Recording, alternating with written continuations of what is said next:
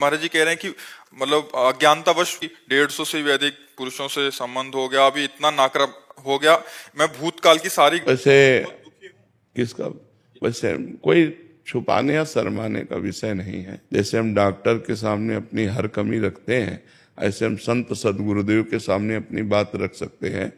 तो हमें लगता है कि तुम्हारे ऊपर भगवान की विशेष कृपा है। क्या?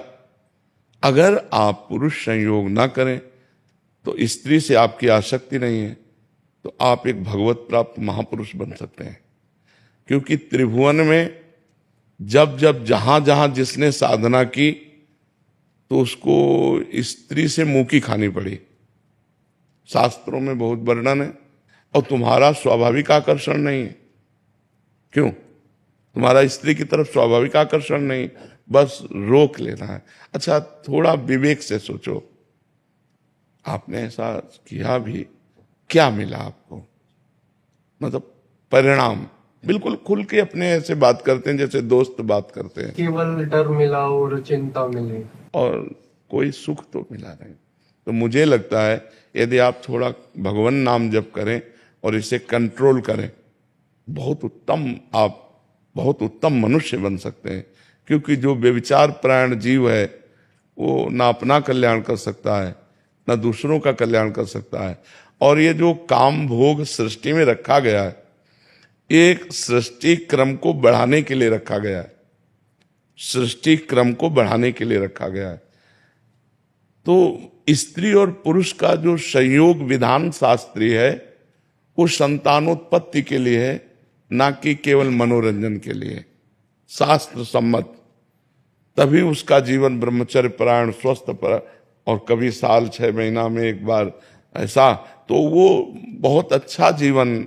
ये व्यभिचार प्रवृत्ति तो मतलब बहुत निकृष्ट आदत है और ये सबको नष्ट कर रही है। तो मुझे लगता है भाई, यदि आप थोड़ा विचारवान बन जाएं और अध्यात्म की शरण लेकर इसको शासन में लें तो आप बहुत अच्छे बन सकते हैं।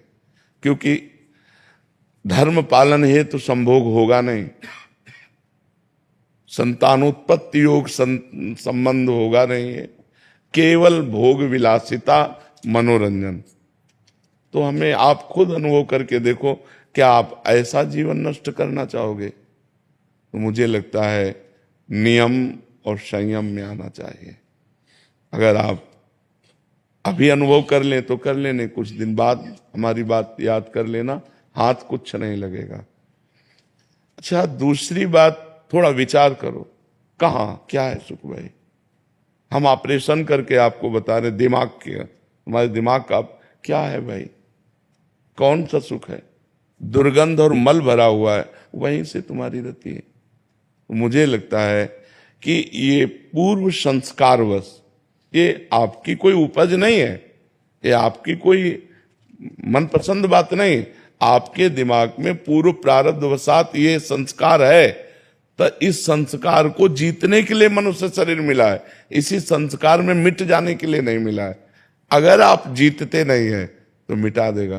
कितना गंदा स्वरूप आपका होगा, चाहे वो बहन हो चाहे भाई हो, आप विचार करके देखो। उसके जीवन का मतलब क्या रहेगा? केवल मनोरंजन, धर्म से कोई मतलब नहीं इसमें।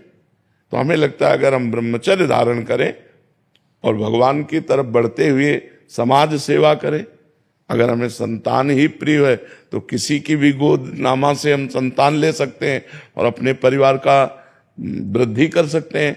तो मुझे लगता है व्यर्थ में ऐसा अगर ना कीजिए तो बहुत विशाल जीवन बन जाए।